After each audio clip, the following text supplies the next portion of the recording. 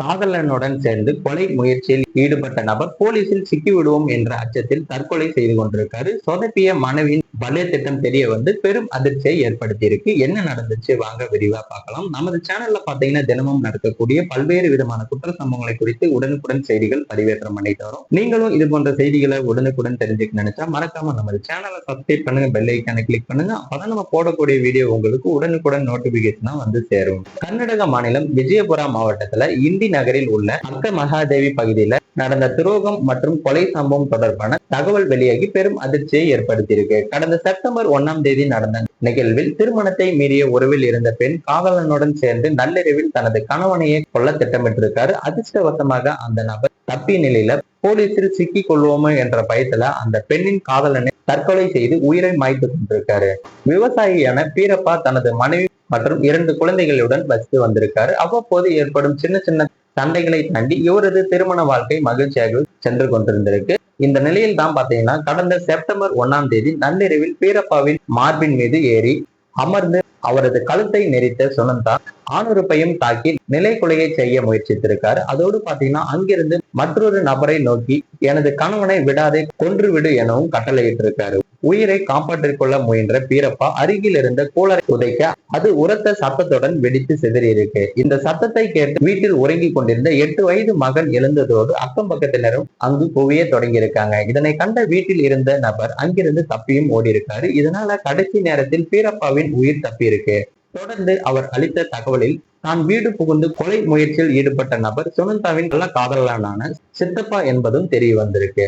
சம்பவத்தை விளக்கிய பீரப்பா சம்பவத்தின் போது இருவரும் சேர்ந்து எனது வாயை மூடி கழுத்தையும் நெருக்கினாங்க. நான் மூச்சு விட முடியாமல் தவிர்த்தேன். பின்பு நான் குளிர்சாதன பெட்டியை உடைத்ததன் மூலம் பெரும் சத்தமும் ஏற்பட்டது. இந்த ஒட்டுமொத்த சம்பவத்தின் போது என் மனைவி அருகிலேயே இருந்தும் மிகவும் அமைதியாக இருந்ததை கண்டு நான் அதிர்ச்சி அடைந்தேன். ஆனால் அங்கு எதுவுமே நடைபெறாததை போன்று திடீரென ஏன் இப்படி கத்திரீர்கள் என என்னை நோக்கி கேள்வி எழுப்பி நடித்தார் எனவும் விளக்கியிருக்காங்க.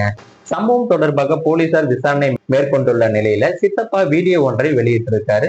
அதுல பாத்தீங்கன்னா கொலை முயற்சி நடக்கும் போது அல்லது நடந்து முடிந்த பிறகு பதிவு செய்யப்பட்ட காட்சிகள் சுனந்தாவின் குரலுடன் இடம்பெற்றிருக்கு. மேலும் சுனந்தாவும் நானும் கடந்த 2.5 வருடங்களாக கள்ளவுறவில் இருக்கிறோம். எங்கள் நிலங்கள் அருகருகே இருந்ததால பழக்கம் ஏற்பட்டது. சுமார் 1.5 வருடங்களுக்கு முன்பு அவர்கள் தங்கள் நிலத்தை விற்று இந்தி நகரத்திற்கு குடிபெயர்ந்தனர். அவரது திட்டத்தின் பெயரிலேயே இந்த கொலை முயற்சியும் அரங்கேறியது. ஆனால் இப்போது முழு பழியையும் என் மீது சுமத்த பார்க்கிறாங்க. நான் தவறு செய்யவில்லை என்று காவல்துறையிடம் முழுமையான வாக்குமூலம் அளித்தாலும் சட்டம் பெண்களுக்கு சாதகமாக இருப்பதால பாத்தீங்கன்னா அதை ஏற்றுக்கொள்ள மாட்டார்கள். நான் இருந்தால் அவள் மட்டுமே நேரடியாக பொறுப்பாவாள் என்று சித்தப்பா அந்த வீடியோவிலும் தெரிவிச்சிருந்திருக்காரு. இந்த நிலையில தான் பாத்தீங்கன்னா அக்கம்மா தேவி பகுதியில் உள்ள ஒரு வனத்துல மரத்தில் தூக்கில் தொங்கிய நிலையில சித்தப்பா பிணமாகவும் கண்டெடுக்கப்பட்டிருக்காரு. அவரது உடலை போலீசார் கைப்பற்றிய நிலையில சுனந்தாவையும் கைது செய்து விசாரணை மேற்கொண்டிருக்காங்க. விசாரணையில கிடைத்த தகவலின்படி சுனந்தா தனது காதலன் சித்தப்பாவுடன் தொலைபேசியில் நீண்ட நேரம் தொடர்ந்து பேசி வந்ததை அறிந்த பீரப்பா கண்டிச்சிருக்காரு. இதன் பிறகுதான் பாத்தீங்கன்னா இருவரும் பேசிக் கொள்வதில்லை என நம்பியிருக்காங்க. ஆனால் ரகசியமாக தனது தகாத உறவை தொடர்ந்து வந்த சுனந்தா கணவனை கொன்றுவிட்டு சித்தப்பாவுடன் சேர்ந்து வாழ முடிவும் செய்திருக்காரு. அதன்படி மேற்கொண்ட முயற்சி தோல்வி அடையவே சித்தப்பா அச்சத்தில் தற்கொலை செய்து கொண்டதும் தெரிய வந்திருக்கு. சுனந்தாவை இப்போது கைது செய்து சிறையிலும் அடைக்கப்பட்டிருக்காங்க. இந்த சம்பவம் அந்த பகுதி மக்களிடையே பெரும் பரபரப்பையும் சோகத்தையும் ஏற்படுத்தி இருக்கு.